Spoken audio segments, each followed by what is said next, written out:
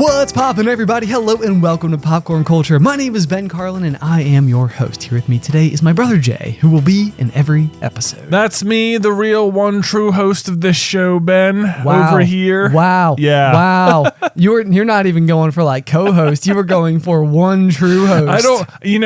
Every week we do the bingo card here on the show, and there's so often on my card is the guys argue about the one true host, and I'm like, what a free square. We do this every week, but it's been like weeks, and there's been no arguing. So you're gaming your own bingo board. I'm gaming the bingo board, Ben. I'm just trying to read. Maybe I'm trying to I feel like maybe it's gotten a little dormant. Maybe people have stopped caring that I'm not the one true host when they really should.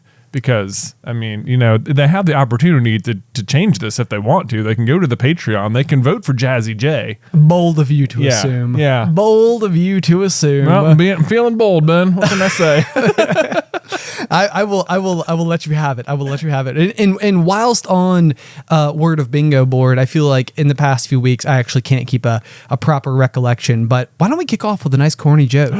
At the beginning of before the 20-minute mark? Before. I know. Wow. We're early. All right. Okay. It feels so old school this week. We're arguing. We have an early corny joke. Let's hear it. I know. It's like the good old days of the pop. Wow. Okay. You ready? Yeah. Okay. So this corny joke comes from Braden Cope, who says, "Why was the can crusher so sad?"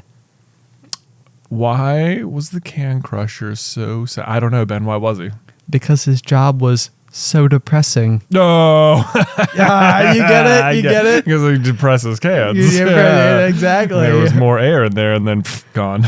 Gone. Now a nice flat puck. Yeah, nice flat puck. I did want to kick off with this because I also had so much to say, so much follow-up from last week. Because at the tail end of the episode, we had you and I an argument about whether or not my new can crusher, which is like an air-powered pneumatic can crusher, was a good decision, or if the manual can crushing with the handle is the superior method. It seemed like we had two discussions. One was whether or not having a can chute to the basement and having a collection bin, which you then transferred over to the can crusher, was one. But then also, whether or not having a manual lever pull can crusher versus just a button push can crusher. Yes. Let's focus on that one.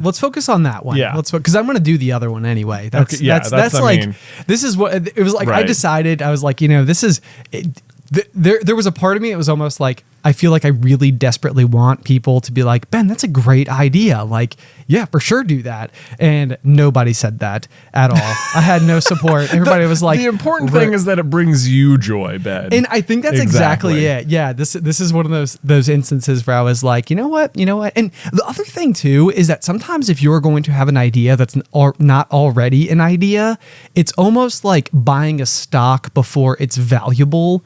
It's like if Tesla stock shoots up through the roof and you look at it and you're like, man, of course I knew this was going to happen. Of course it was going to get more. Why didn't I buy it then? Why? I was like, look at how well I would have done. Look at this. But now I'm validated. I was right, but I didn't buy it. So now it's like, now I've already missed the boat entirely. My goodness. So I was like, I've maybe started to cling on to this idea of like, okay, if it's not already a popular idea, then it's like, this is in some ways like your opportunity to legitimately be ahead of the curve, because if it's already widely accepted, then it's like, well, then you're already behind the curve. So if you want to be that trailblazer, that recycling maestro of a person, then you gotta.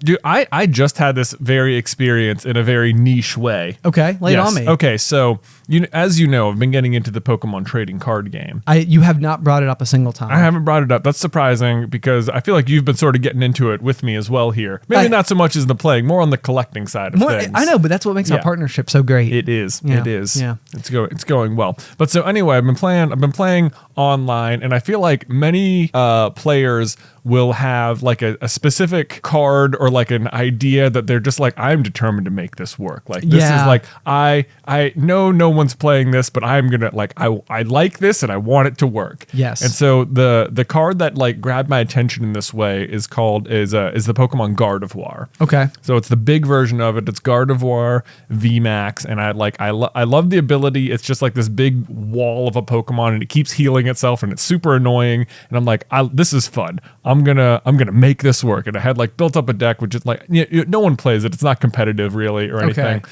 But the latest set just came out, and a bunch of support for Psychic Pokemon was in this like the new set, and I was like, you know what? No one's going to think of this because no one's played Gardevoir like at all.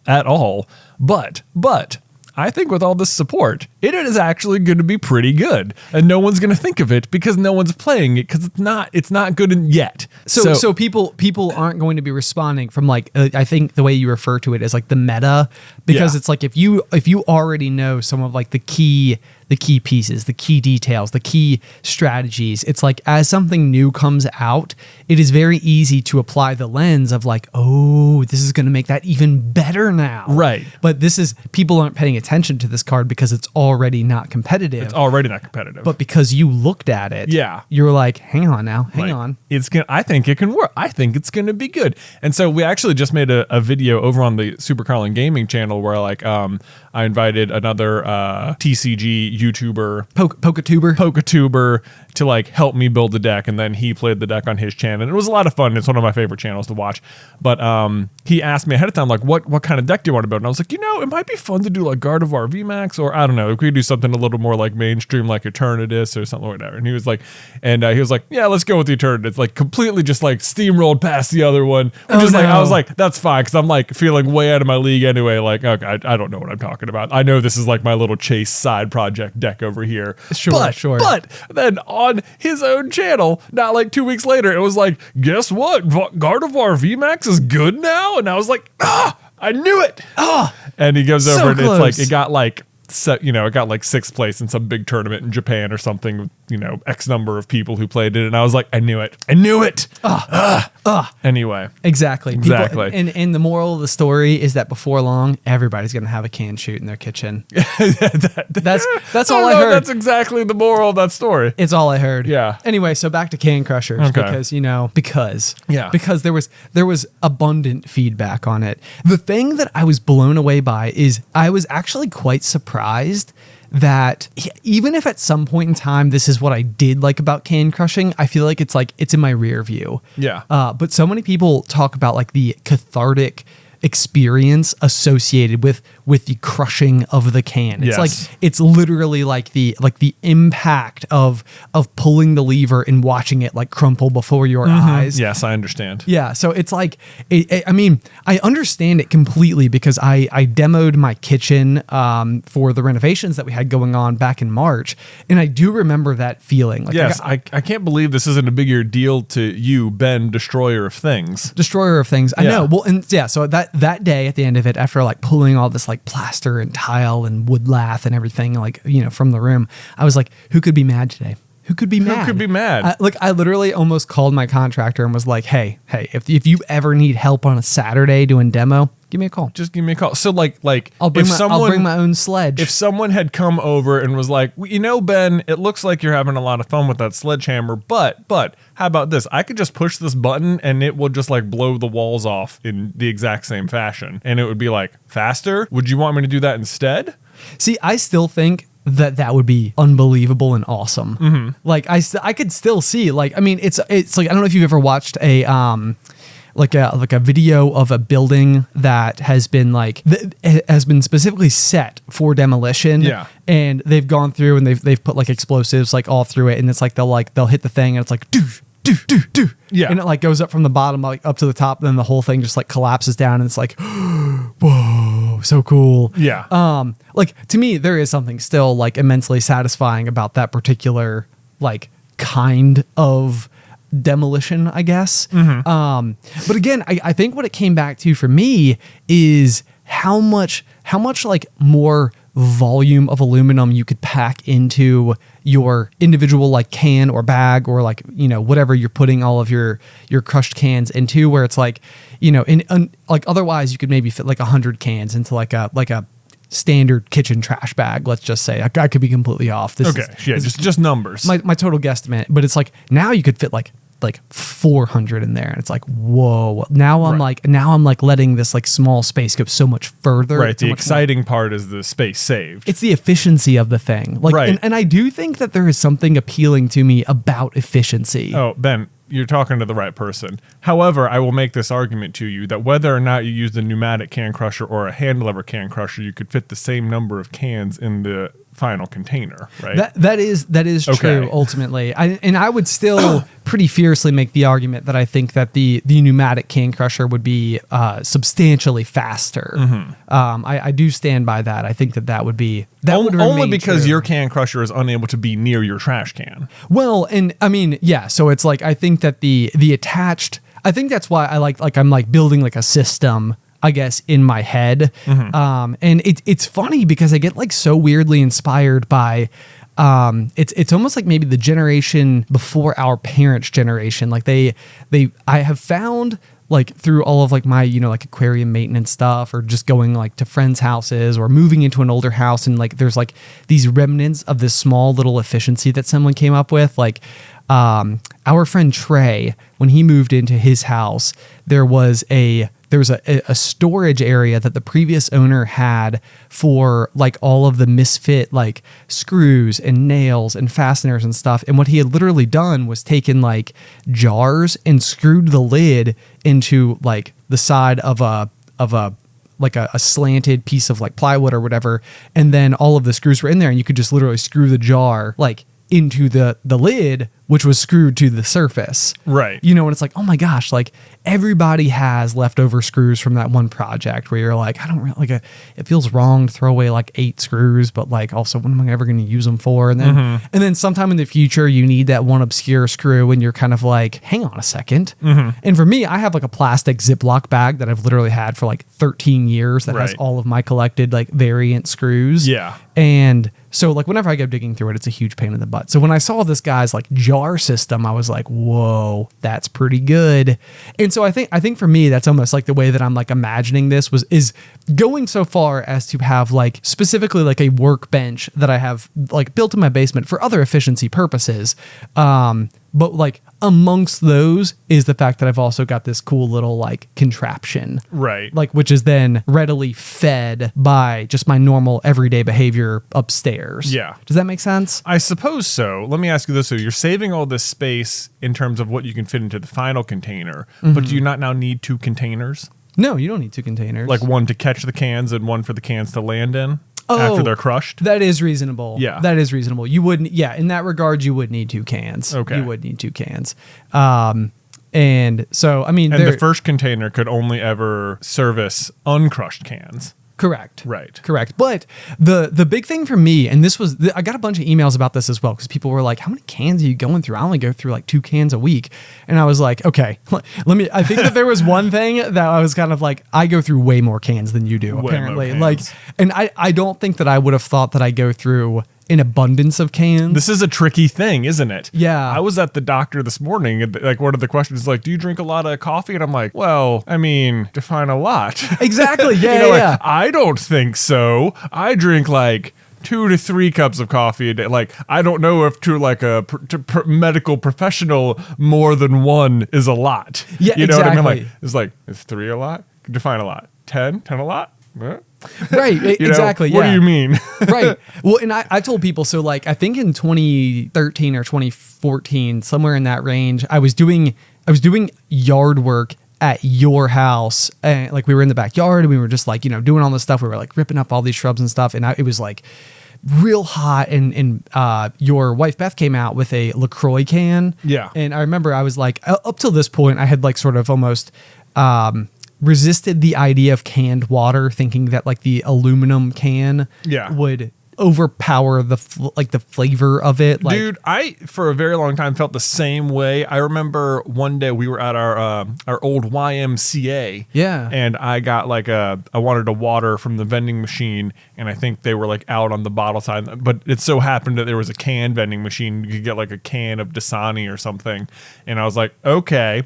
And I got that, and it wasn't like sparkling water. I think it was just like tap water in a can. Tap. Yeah. And it was terrible. It just tasted like aluminum. And I was like, this is the worst idea ever. Right. And right. now, I drink liqueur. Like right now, this moment, I'm drinking a Spindrift sparkling water. There you go. Not brought to you by. Not sponsored. But so I had this moment where, Beth hands me this can, and I was like, I was so thirsty that I was like, anything was going to be fine. So I was like, okay, let me kick it back. And I was like, amazing. No. And like, basically that day I went straight cold turkey on drinking like any dark sodas at all. Wow. Whereas like prior to that, I would have probably, and again, this is like where I felt like I drink a lot of soda. I drank like 3 cans of like Coca-Cola a day. Feels like a lot. It feels like a lot. Yeah. But I've talked to other people who are like, no, I drink like a 12-pack a day. And I was like, what? That feels like a lot to me. 12-pack of Coke a day? Yes. Wow. You know what? I think that's a lot. I would agree. I think that's a lot. It feels like a lot. But so... Anyway, so there's this like relativity of like, what are you accustomed to? And so in our household right now, like I drink LaCroix at home fairly frequently. I would say I drink like a few of them a day. It's like if I go get a drink like while watching a movie or whatever, like that's usually what I'm getting. Yeah. And Alice right now has been like, her pregnancy cravings have been slightly all over the place. But one of the things that's been really helpful for her is like Dr. Pepper, which I've actually heard that there's like something about like cola syrup that actually is like good at breaking up nausea, but that's a completely other story. But so the point is that I would not think it was a far cry to assume that we produce 5 cans a day. Okay. So what's that then? 35 cans a week. Yeah. Which would easily fill the recycling bin that resides underneath my cabinet in my kitchen. And I think this is like the new issue that I just recently discovered, because this has never been a problem for me because I just had freestanding trash cans that were just larger. And so before I wasn't really that fussed about it because it just didn't fill up that quickly because it was a bigger trash can.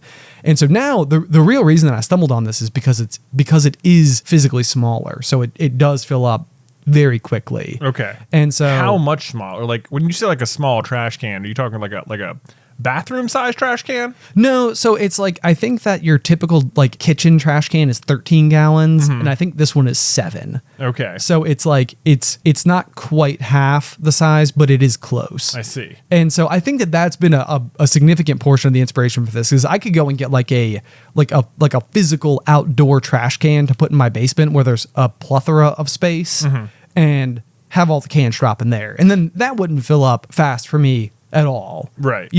All of a sudden you might have something where it's like a once a month type of just like, oh, I'll just go through and just like hammer all those out real fast and it'll be done. Right. And so to me, that was like a big portion of like the rationalization of how to streamline this particular chore for me. But the other thing too that I thought about is like, I constantly am extremely aware of the barriers to entry to doing any given task. So like, I think we've talked before about how like my washer and dryer are coming from my basement up to like just the main floor of my house, and how for me, I feel like it's going to be a massive game changer in doing the chore of laundry because I literally took it 1 floor up. Oh, it's going to be huge. Exactly. Yeah. And so I think that it's kind of like, okay, it's doing any chore and realizing how you can make it just that much easier, and then therefore less of an obstacle to actually completing it. And similarly, I feel like this is the case with like so many hobbies or activities or, whatever the case may be, new jobs, careers, whatever. Like the easier and faster your pathway is to being able to start doing that thing, the more likely it is that you're actually going to follow through with doing it. Right. And like, so for me right now, like one of the things that like I've wanted to do for a very long time is just learn to play the guitar. And it's like, it's one of those things that is like, I don't know anything about it. Yeah. You know, and so it's like if I were to be like, oh, I'm going to go build a desk, it'd be like, okay, well, I know how to do that. You know, so it's like the barrier to entry for me to going and building a desk is like just having enough time in the need for a desk. Yeah. You know, and then I could go downstairs and just like start hammering away. And it's like, I know where all my tools are. I know what type of screws to use. I knew like, you know, like I have the glue for it, you know, whatever the case may be. It's like, I have everything I need right there for me. So now it's just a matter of like setting it all up.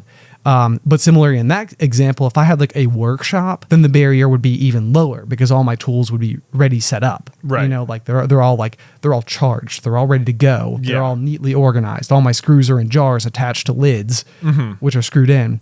But like with the guitar, it's a couple of things where it's like, I am so ridiculously like, it's not even the cost, but the cost is one of these things. It's like a guitar could be hundreds of dollars, right? Even if you're buying like an entry level guitar, which isn't necessarily the biggest barrier, but it is a barrier.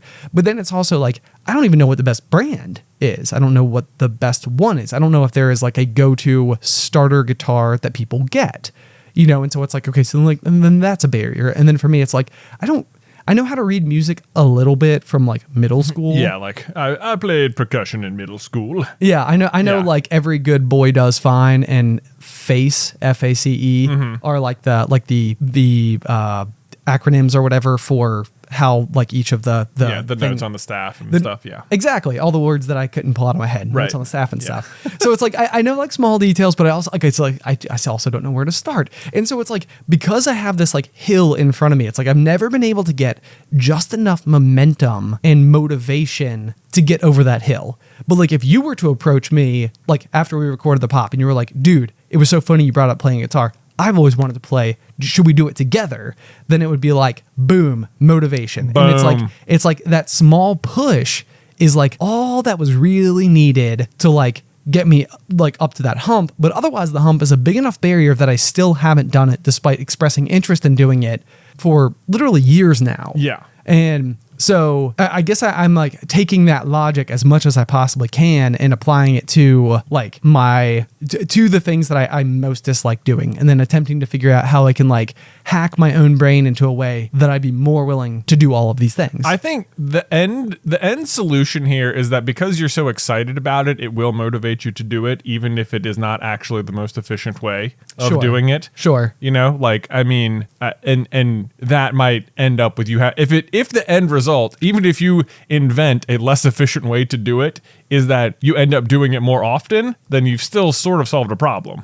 Well, and I certainly think that's certainly true. Yeah, it's like, I mean, even if you can find a way to do something and it's like, for example, if it made it way more fun for you to put a basketball hoop on the back of your trash can and you were like, oh, okay, like now I'm just going to, you know, shoot the can into the hoop every time. And it's like, this is a way slower way to throw things away. But now I have fun doing it. Right. You know, and it's like, yeah, you're exactly right in that particular regard. It's like not very efficient, but it is fun. Yeah. And fun means it gets done. And getting it done. And before, it wasn't getting done at all. Exactly. Right. Yes. So anyway, I mean, I think that it was very interesting to me, I think, because I think it was very interesting to me that the feedback was so specifically like, this is unnecessary and not a good idea, and it's way more fun to crush the can. Well, it absolutely is, but you know, that's your loss. You know, you do you, Ben. You were such a jerk. Oh, man. Well, I can't wait to come see your can shoot whenever it's done. Thank you. I'm going to make you pick the next topic. Okay, great. So you talked about stuff that you've been like wanting to do for years and have not been able to like push yourself over the hill on. Yes. I've got something that I've been trying to do for like 20 years, haven't been able to bring myself to do it. And that is to purchase a can of WD-40. Just go borrow ads. It's probably the same one. Right, yeah. It's the same one. The from same when we were one's been kids. under the sink for like 20 years. Right, it's rusted. It's right there. The little straws. It's probably missing, but it's probably missing or like split or something. I know. Right, it comes off the end. I do not know what about this exact product has a little like hump in front of it for me. I think because it's like whatever you need to fix with WD-40 is like by definition not a very big deal. Yeah. You know, like what you're fixing is like a creaky door. Right. Or something like that most of the time. And most of the time I think like I completely forget I need it, except for like whatever tiny little creak that is bothering me like in the moment. And I'm like, I should open my phone right now and just order it. And I'm like, nah, never mind. It's not worth it. You know, it's like, is it worth, cause this like, is it worth like the $15 to order it to my house? Or is it like, or it also feels like I need to go all the way to the store to get this can? Like, there's no chance. I'm not going all the way to the store for this one thing. Yeah. Because, like, that's how the hardware store always is. It's like, it feels like it's a massive store and you're there for one thing. Yeah. And it's like, it is so, it's like, oh, it's like on the bottom shelf just somewhere. Yeah, right. And you're like, I'm going to have to drive all the way there. I'm going to have to wander around. I'm going to feel like I don't know what I'm doing because I don't know where it is. And then I'm going to walk out of this huge place with a tiny thing. Yeah. Just like, I don't like it.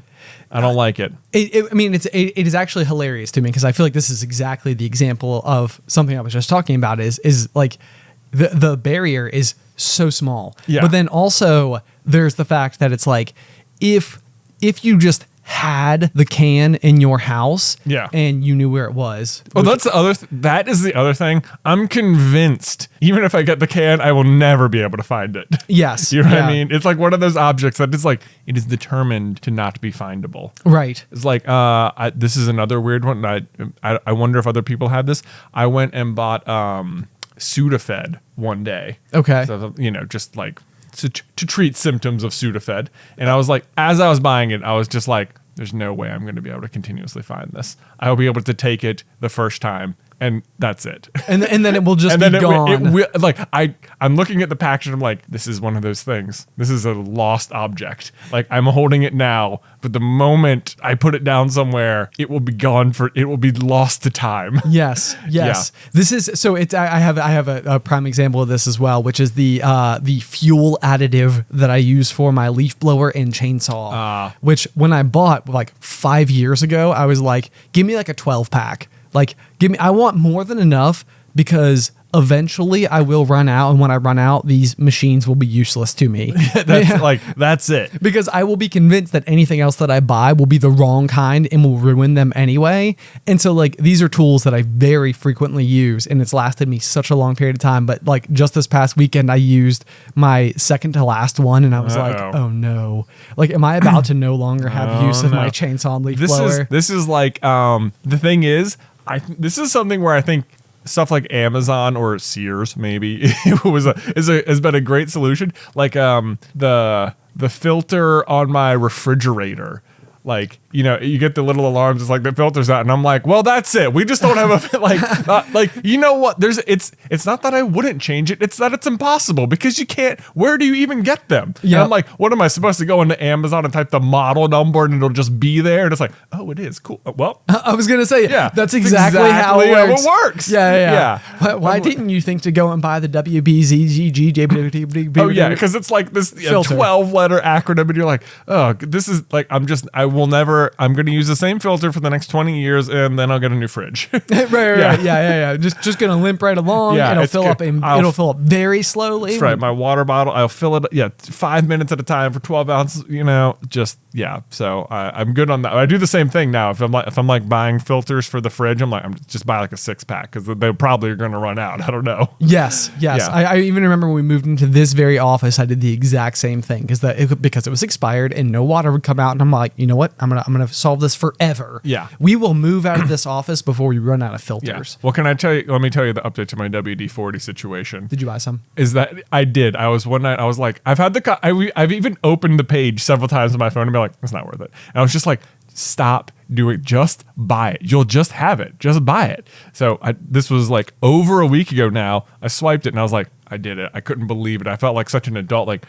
I'm going to have it. I'm going to fix that creak on the door and it's going to be the best. It's going to be so satisfying that I finally, after 20 years, had the courage and foresight to buy a bottle of WD-40. And you know what, Ben? It still hasn't come in the mail. And I'm like, this is why. Why do you evade me? It is so annoying. I will love it if it never arrives. I'm sure. I'm waiting for the email from Amazon. It's like, we refunded your order. I'm like, no, you can't. It's not. Please. Everybody's gonna mail you WD-40 I know. now. Now I'm gonna have a new problem. You're gonna be like inundated with lubricant. Everything in my house is gonna be so smooth. Everything's gonna be so slick. But the other thing that like is the what tipped me over the edge is the door to the twins' room is this like creak. And normally with doors, like it's like whatever. It's not a huge deal if it like creaks or something. But on theirs in particular, it will wake them up. Oh, yeah. So it's like you can't have that. Yeah. And normally the solution to like a really slow door like or a door like this is that you go really slow and you're just like, I'll just take forever to open this door as long as this baby's staying asleep.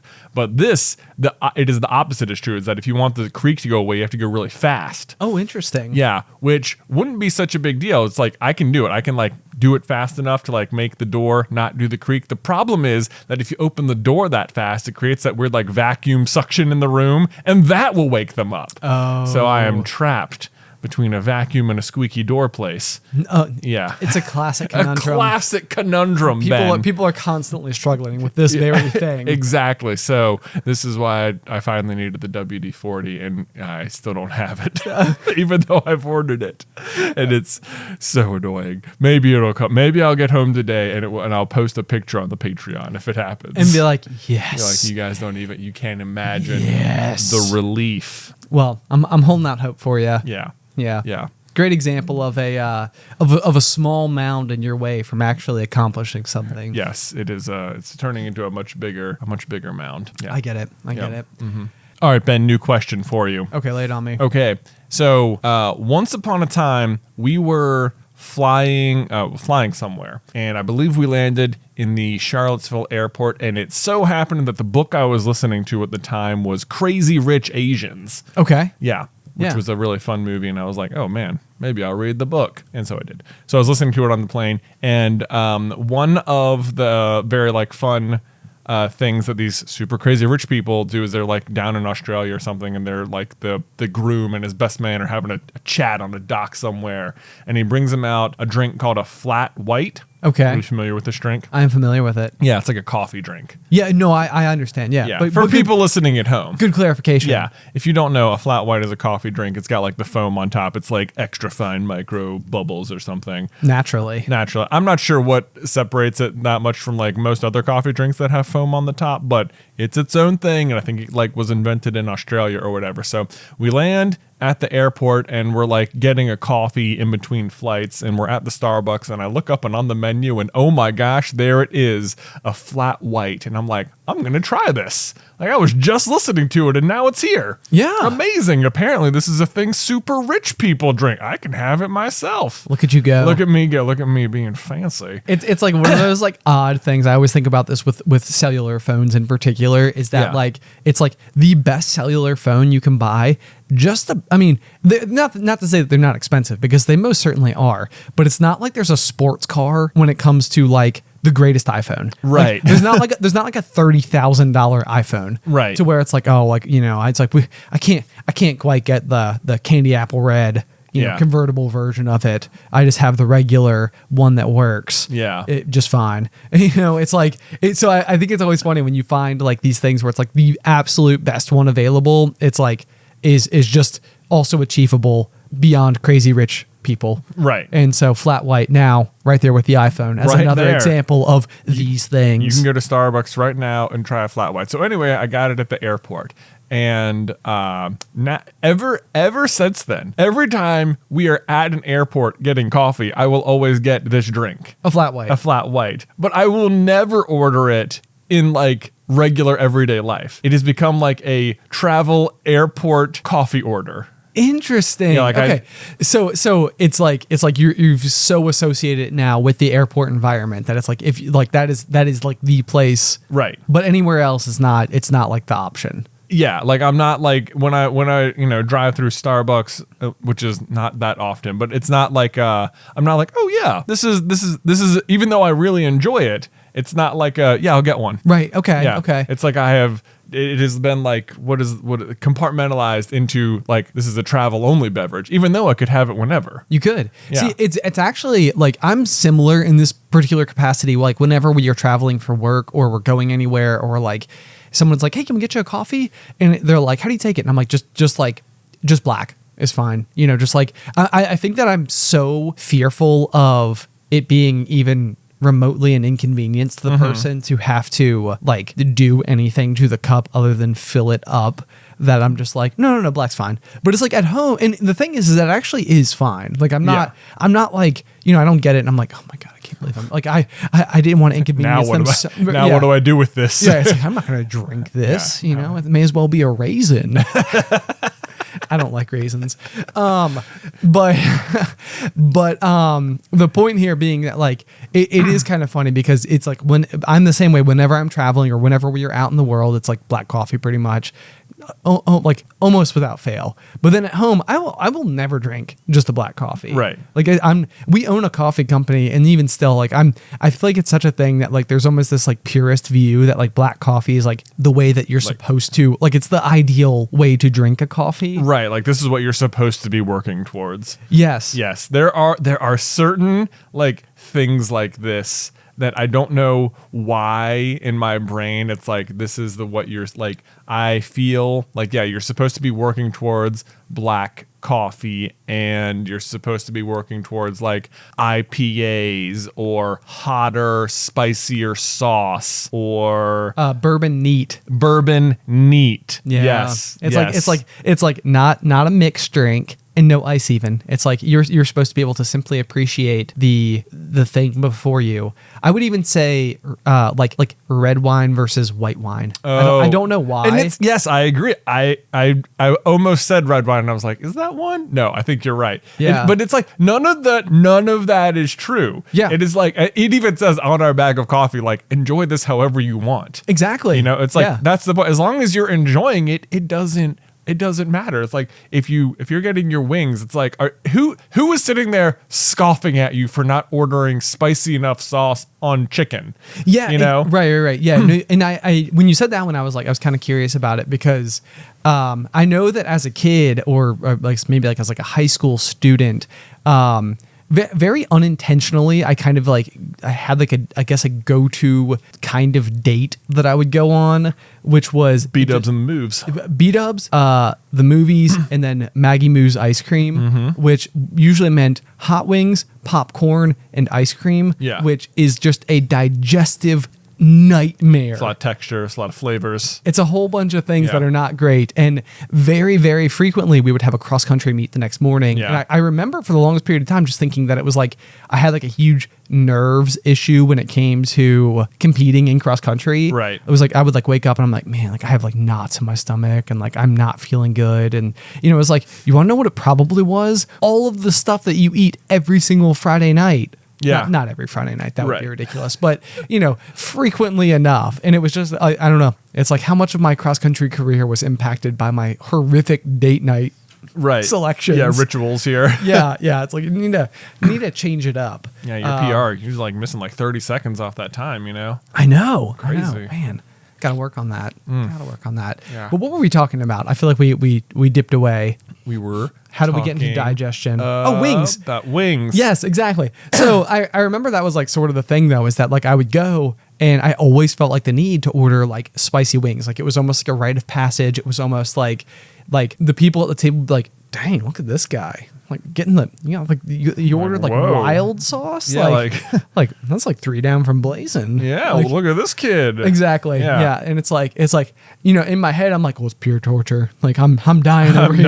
Yeah. You know, and the other thing is very frequently I would like start sweating and people would like point it out, you know, and I'm like, no, it's fine. I'm fine. I'm good. And it's like, I'm not fine. fine. It's extremely hot. Right. But I'm saving face right now. That's right. If I had ordered anything less than this, you'd have thought less of me. Right. Yeah. Meanwhile, your friend's enjoying a nice mild wing across from you, and you're like, hey, having fun? Right. Yeah. And what is that, honey barbecue? Can I have one?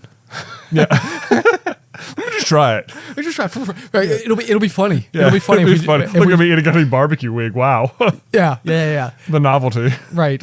Oh man. Even that though is like one of these things where I feel like there have been things in my life where it was almost like I needed to like turn it into like a like laughable type of like, haha, yeah, like let's go. It'd be so ironic to go and do that. And it was actually like in reality, it was almost like I really want to go do this thing, but like I don't know how to do it without like kind of making it feel like a funny thing. Yeah. You know, like I have to do it, but I was sort of like ironically. Exactly. But like actually I really want to do it. Right. Yeah. Right. So one of these things, and actually this is a really bad example because it's not something that I would recommend people do for a variety of reasons. But I remembered when I was in high school and I would like break out really badly, like just like my skin would be like super oily. And it was just like, I don't know. I felt like embarrassed about it. And I remember somebody telling me one time that like being tan helped clear up these breakouts, clearing up like acne and stuff. Interesting. Yeah. And so it was like, and then I started to notice it. It was like every summer I was like, oh man, this is so frustrating because like not during the school year, I'm fine. But then during the school year, when it's not summer and I'm not spending every day,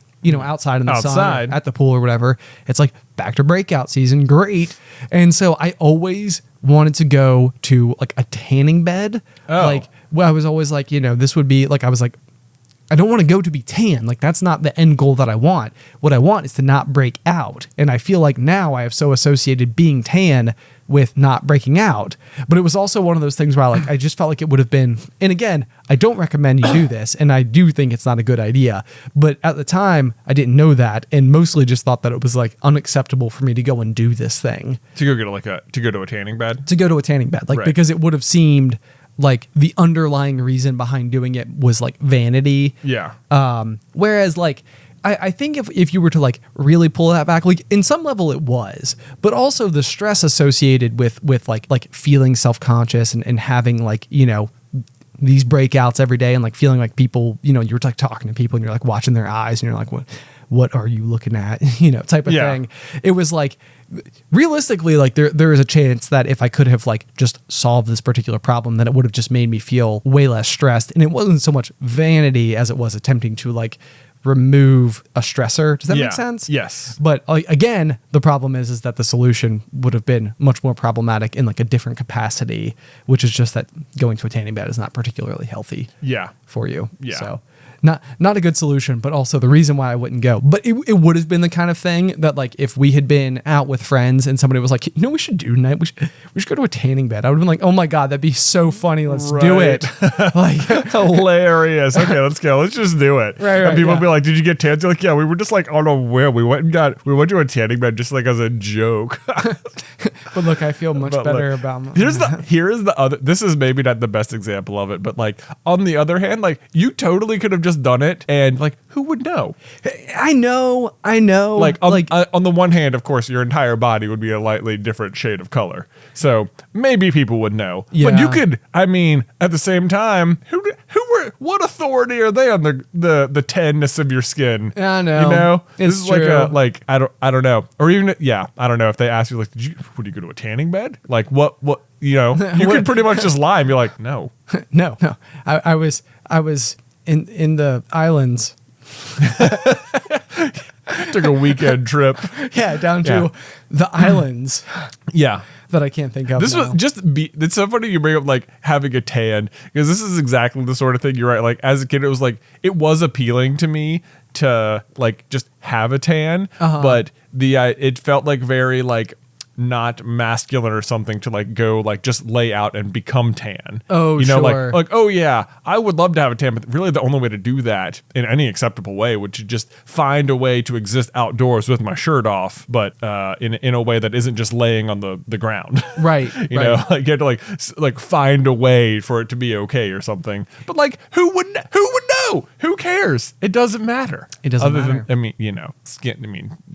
Skin cancer's a thing, but whatever. SPF. SPF. Sunscreen. Yeah. What always blows my mind about this is that like even if I'm wearing sunscreen, I feel like if I go out to like eat at like an outdoor bistro table type of, dining experience, even with sunscreen on, I will just get burnt to a crisp while I'm sitting there, and it'll always be like, from like your sleeve down. Oh, yeah. Or like the back of my neck, or like the tops of like, like your knees, like from where your shorts weren't like all the way out or whatever. And so like I'll get home and I'm like, man, we sat out there for like an hour and I'm fried. And then, I'll like go to the beach every summer and like specifically be sitting outside like with my book, like in front of the ocean for hours on end, and go inside and be like, I didn't get tan at all. I feel the exact same way. Not even an ounce. It's like, I'll come over to the beach and be like, well, I guess the sun was just like off this week or something. I don't know. It was, the sun was off. The sun was off. It was not having a good day. The sun. I know. Like, it felt light outside. I felt like the sun was up. I could see it. It was light outside. I'm not any tanner. I don't know what the deal is.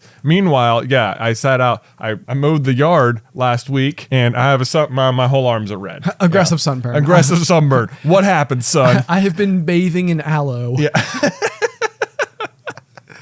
Oh man, maybe we're just not very good at getting tans. the suntan conundrum. Mm-hmm. Yeah, the suntan. What happens at the beach? Why isn't the sun? What's it doing? Yeah, I know. Yeah. Okay, so here's a slightly similar question. Okay, fire away. So the question is, do you look better to yourself in the mirror or in a photo, and why is it different? Like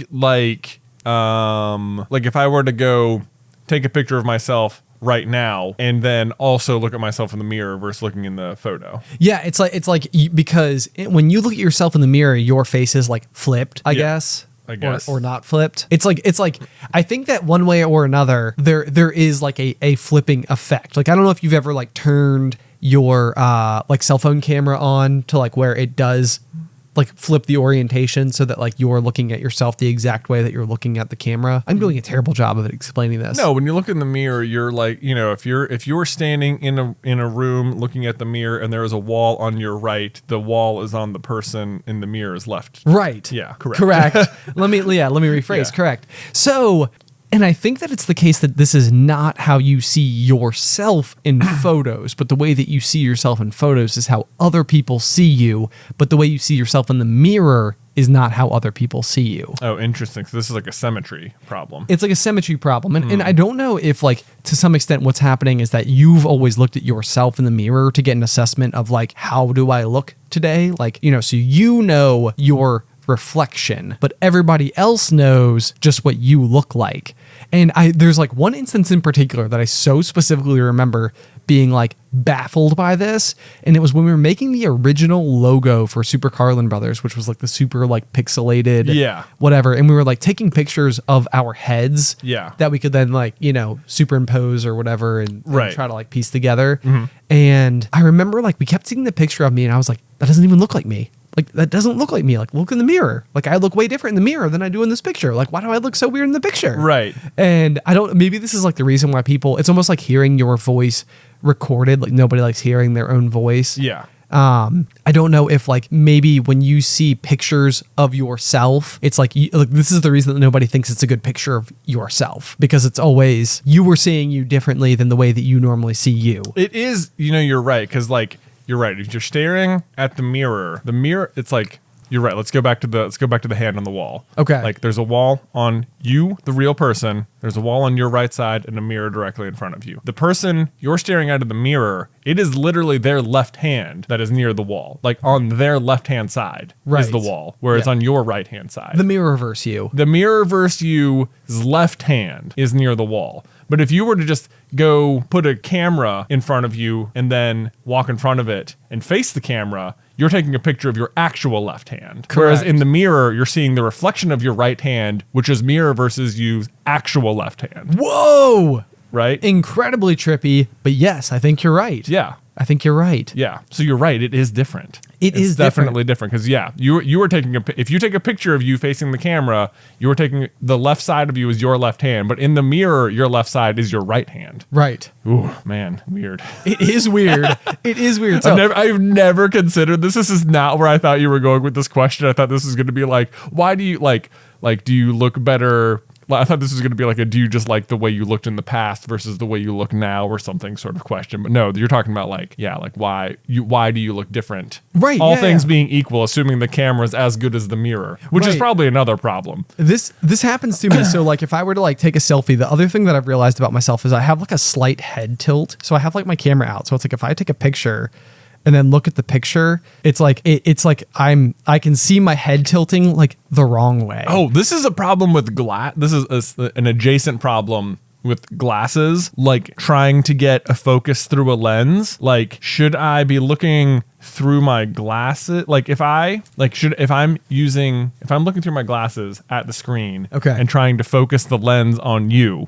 If I'm looking at my glasses through the screen, I'm trying to focus. Okay. Right. Like, is it in focus just through my glasses, or is it actually in focus? Oh, you know what I mean? This is like the trick. I think what you can do is like hold up, like if you were to point your camera through your glasses lens and get it to autofocus and then remove the lens, then I think that it will be out of focus because you are using the lens of your glasses to determine what is clear. Right. So I think if you have bad eyes or whatever, and you're using but this is a problem then if I'm not wearing my glasses, you know, like if I'm not wearing my glasses and I look through a camera lens and I pull focus with my actual poor vision. Oh yeah. Then will it be until I get the camera to be in focus, because you can effectively manipulate the camera lens to act like glasses. Right. I was going to say like your camera is effectively a monocle. Yeah, exactly. So someone with bad eyesight could pull focus. What looks clear to them might actually be wrong. Out of focus. Right? Whoa. Or is that weird? I don't know if that's how optics works, but it feels right. Right? It feels right. Oh my gosh. What an incredibly trippy idea. Yeah. So it's like, it's clear to me. But then the other interesting thing would be like, let's say I was taking a home movie, or you were taking a home movie of like Luke walking across the room in front of you. Yeah. And so like you focused with no glasses on what was clear, right? Yeah. So then let's say it would be out of focus for me to look at it because I have like perfect vision. Right. And so like I would not be aided by the lack of focus by the camera, right? And you are being aided by the lack of focus of the camera, which is making it in focus for you. Right. Okay. So then the question would be, if you were watching it, like if you were to take that footage and put it on a TV screen, would it then be clear to you on the TV screen, but out of focus to me? Yeah, I think however you focused it to film it, you'd think, like if someone with poor eyesight pulls focus until it looks in focus to them and shoots it, then when you put it on the screen, it should look out of focus to other people. But not to you. But not, I would still say, you see what I mean? I say, I see what you mean. Because it is now, objectively out of focus. Right now, you're not looking through the it's you're right. I think it would still be blurry to you as well. Yeah, I think you're right because we need smarter because now you're not people. looking through the lens. Now you're just seeing the actual recorded footage. Yes. Oh, okay. So so if you have bad vision and pull focus with the camera and it looks clear to you while you're shooting it, would it then continue to look clear on the finished product? Correct. I don't think it would. I don't think it would either. I don't think it would either. But outstanding to think about. Oh boy, this is weird. It is weird. We need to send this message to Hank Green. This feels like a question he could answer. It does. It does. Man. Mm-hmm. Okay. So taking a little bit of a left turn as we get nearish, I think we still have one good topic left in us. Okay. For today's episode. So in recent episodes, we've been talking a little bit about kind of like the idea of like forgiveness and stuff like that. That we have like a little bit of conflict. So there's a topic that has come up recently that I was very curious about, and it is the idea of discovering information that you were not intended to be privy to that could or could not affect the way that you might view a relationship. So like one thought might be like, let's say I were to butt dial you on, like, as I was on the road, like traveling out of town. And so like you pick up the phone and you realize that I am having a conversation with somebody in the car with me about you. Oh, this is like worst nightmare stuff. Right. Yeah. So it's like, and because it could be the type of thing where it's like, there's certainly something to be said for a healthy amount of like just basic venting, or like, being like, they said this and I disagreed with them, like what do?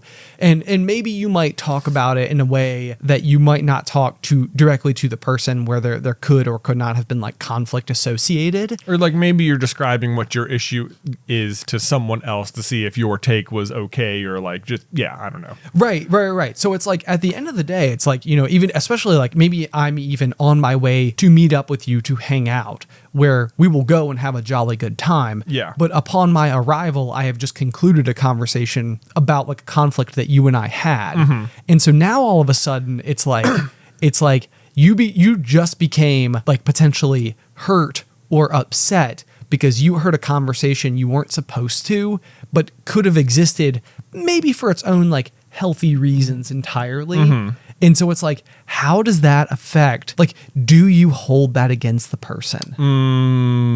This is very tricky because it could come up in so many different, because if it's specifically about you, like, if I overhear your conversation about me on your way to see me or something, I feel like that's something like, FYI, I could totally hear you in the car or something. Like, I think you, the receiver of the information, should probably be aware that like you didn't think I could hear you, but there is that. But like, let's say I overhear you having a conversation about like Beth or something. Sure. Then it's like a little bit like, now what do I do? Should I tell Beth? Should I talk to Ben?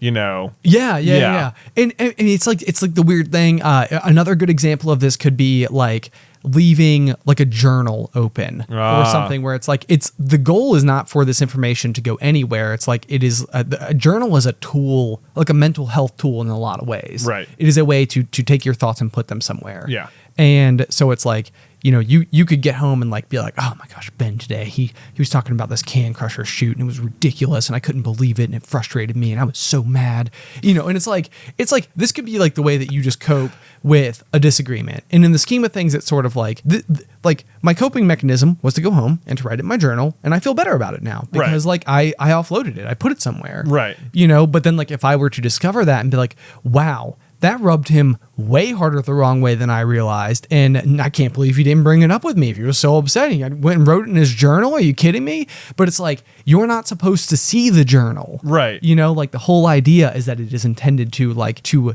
not be a part of like the pieces of engagement that you have with another person. It's separate from the relationship that you have with another person. Yeah.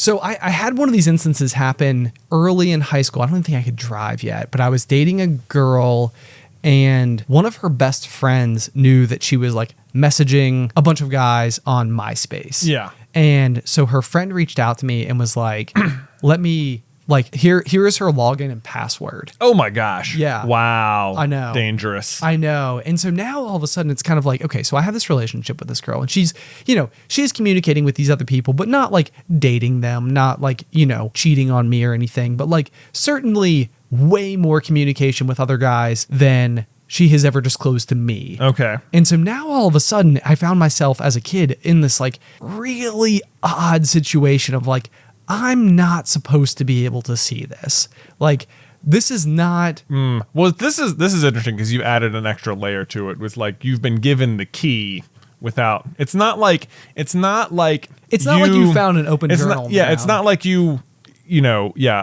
went to the computer after her and her email was open and you got to and you're like, oh, whoops. Right. Like, right. Oh, what's happening here? It's like, you would then have to go to like MySpace and like actually type it in. Yes. Yeah. Yeah. And so ultimately this was my, 15-year-old conclusion of what the right thing to do was, is I looked.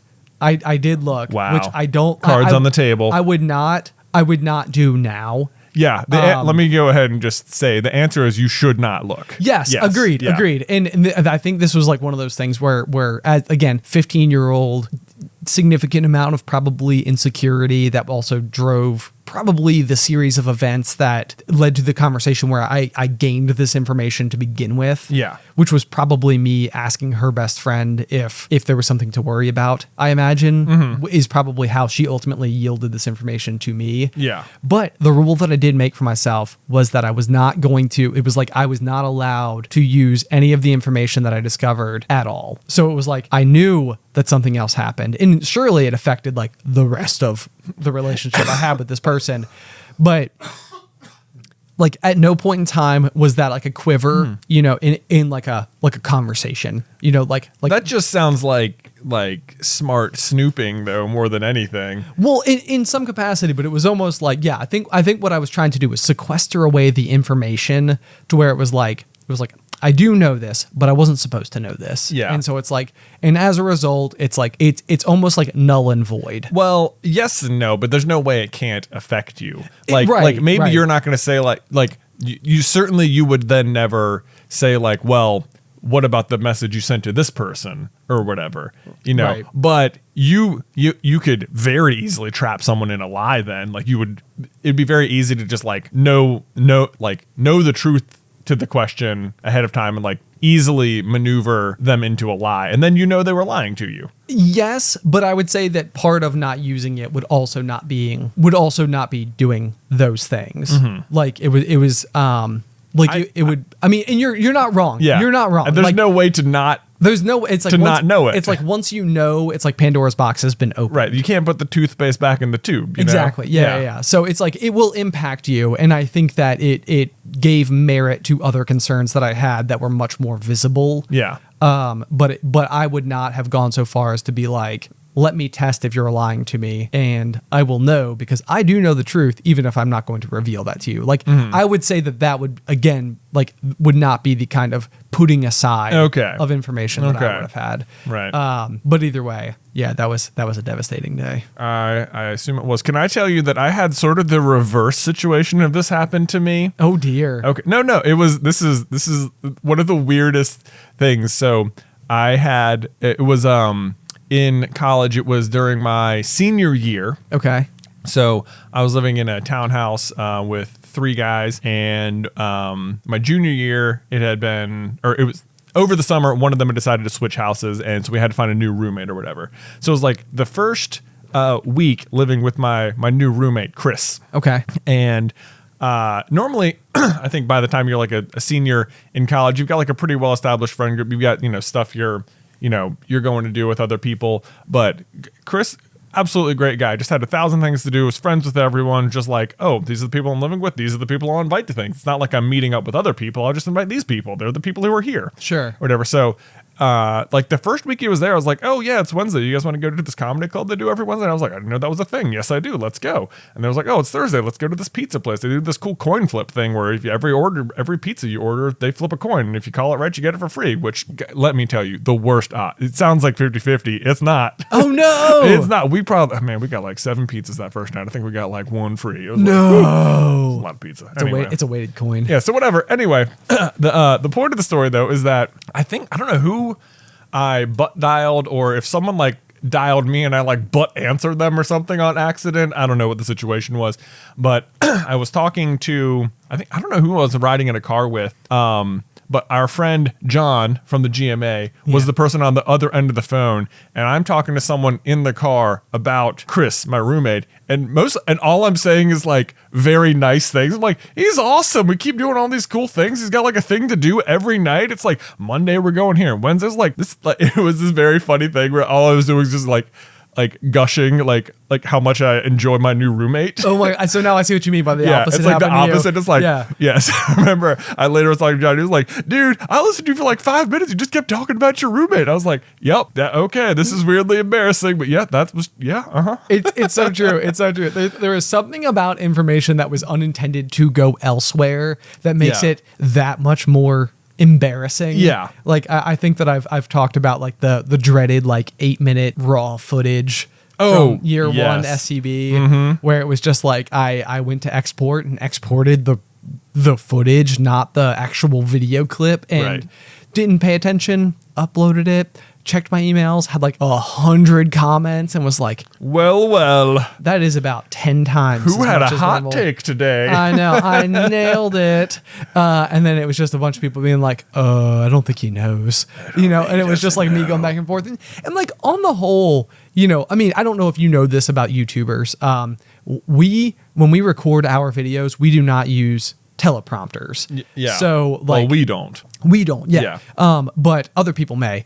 But when we are going through and recording any of our videos for like Super Carlin Brothers, it's like in between literally every single cut, it is entirely possible that we recorded each of those sentences 2, 3, 4 times and messed up several times. And so it's like, it would be embarrassing if you watched me just continuously try to say the same sentence over and over, because you'd be watching me mess up. Yeah. Like I forgot the line or stumbled on my words or said something in a way that, used the word actually 3 times, which I do all the time. Yeah. It's like actually and then actually and then actually. Yeah. It's like, it's a word. We're like, well, what actually was happening here is that he was actually seeing. It's like, no, you said you used the same word twice in the same sentence, and that was weird. Yeah. So it's like this very like how the sausage is made, but like a little bit too like, this is like not in a good way. It's not like behind the scenes where you like see a little extra. It's like behind the scenes like, this is